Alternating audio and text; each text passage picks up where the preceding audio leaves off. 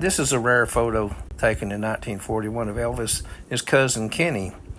They're riding a bull at a street carnival in Tupelo. I believe Elvis is about 6.5 years old here. Kenneth Presley's in the front and Elvis on the back. Kenneth's father was a cousin to Vernon Presley.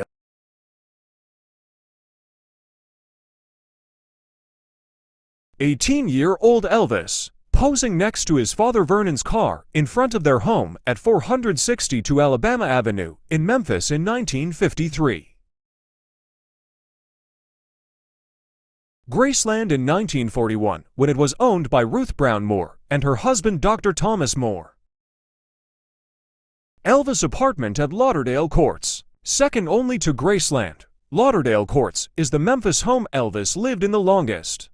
From September 1949 to January 1953, Elvis Presley and his parents, Gladys and Vernon, lived at 185 Winchester, apartment 328 in Lauderdale Courts. The Presleys paid $35 a month for their 689 square feet two-bedroom apartment.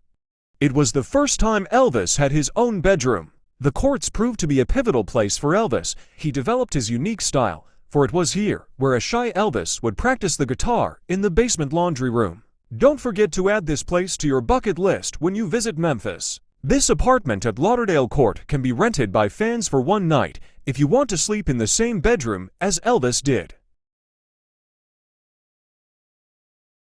Elvis Presley's first girlfriend, Dixie Locke Emmons, born August 29, 1938. Died December 19, 2023. Elvis and Dixie were together from January 1954 to May 1956 around Dixie's high school graduation. They met in Memphis at the First Assembly of God Church, and their first dates took place at the Rainbow Rollerdome skating ring. Dixie was born in the South and raised in Memphis. Therefore, Elvis and Dixie shared a lot of the same Southern values, beliefs, traditions, and struggles.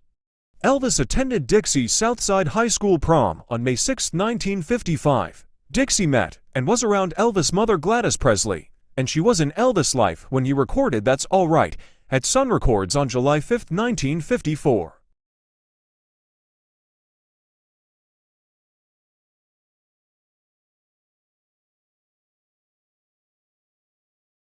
Elvis playing football circa 1960. Elvis loved football. It was his go-to sport for both watching and playing.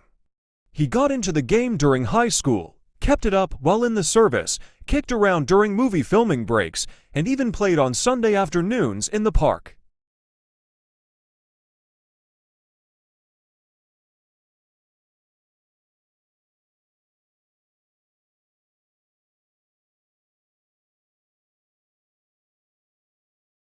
First picture Elvis work ID, when he worked at Precision Tool in Memphis during the summer of 1951.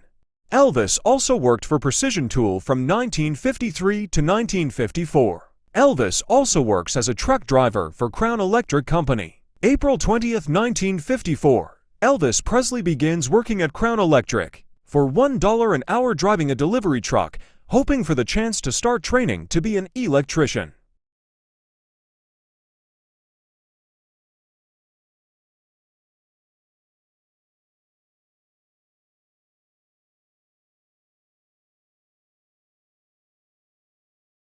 Elvis with his friend Luke Nash. The photo was taken in 1951 at the Lowe's State Theater on Main Street in Memphis, where 16-year-old Elvis and Luke were co-workers. They both worked as ushers and were good friends. They collected mission tickets and passes from patrons, assist in finding seats, search for lost articles, and direct patrons to the restroom. Years later, Luther and all shared. Elvis didn't have many friends in Humes, but after he got famous, a lot of people from Humes became his friends. Elvis was always a special person, different. His look, his hairstyle, his clothes, his style, his presence. They already let us see that light that Elvis carried inside him. Elvis history. Elvis did have Cherokee ancestry. He was at least 1/16 6.25% Cherokee. His great-great-great-grandmother, Mourning White Dove, was full Cherokee. Elvis' great-great-great-grandmother, Mourning White Dove 1800 to 1835, was a full-blooded Cherokee Indian. She married William Mansell, a settler in western Tennessee. In 1818, William's father, Richard Mansell, had been a soldier in the Revolutionary War. Elvis knew that he had Indian blood in him. He liked that. He said that's where he got his high cheekbones. Elvis Native American jewelry. Elvis knew that he had Native American blood in him. One of his favorite pieces of jewelry is this Native American turquoise and silver squash blossom necklace. The necklace is crafted of sterling silver Navajo pearl beads and cones resembling an actual flower of the squash plant running down each side, and is finished with 14mm to 28mm turquoise. Elvis was often seen wearing spectacular pieces of Native American jewelry, such as this throughout the 1970s, and was photographed wearing similar pieces on many occasions.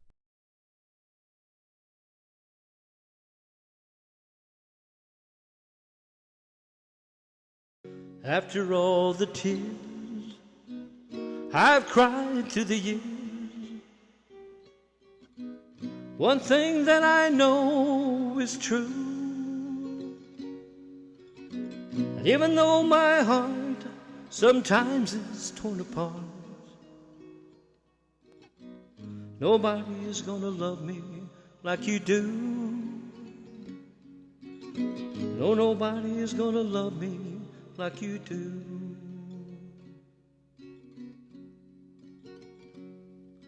Sometimes at night I wonder what's on your mind, 'cause I don't think you always say the truth. It still feels so right when we make love at night, but nobody's gonna love me like you do. No, nobody's gonna love me like you do.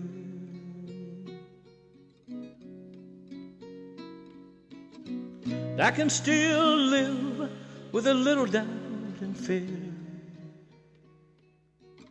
even though it makes me sad and blue. And when we're making love, it still is enough, 'cause nobody's gonna love me like you do.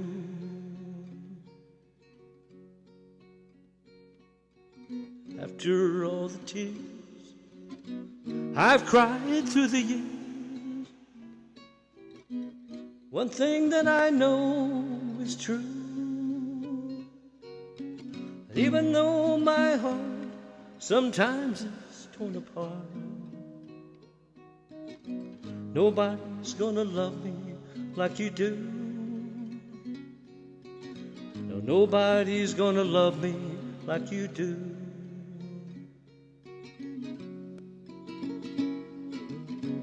Nobody's gonna love me and care, I know, even though sometimes your love doesn't show. But I still live with some doubts and fears, but nobody's gonna love me like you do. No, nobody's gonna love me like you do. No, nobody's gonna love me like you do.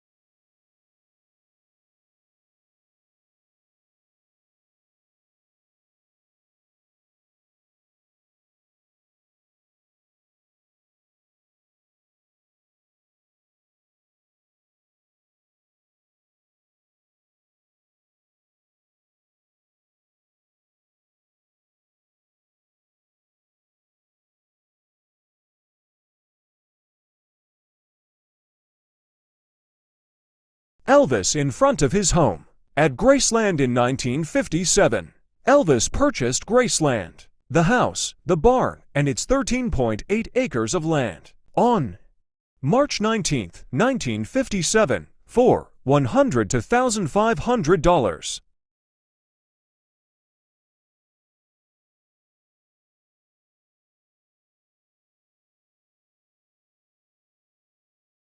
Elvis signing autographs on a boy's head, 1959. He really appreciate his fans, and so cool for him to do that. Elvis Presley possessed the most intense, loyal and passionate relationship with his fans since day one.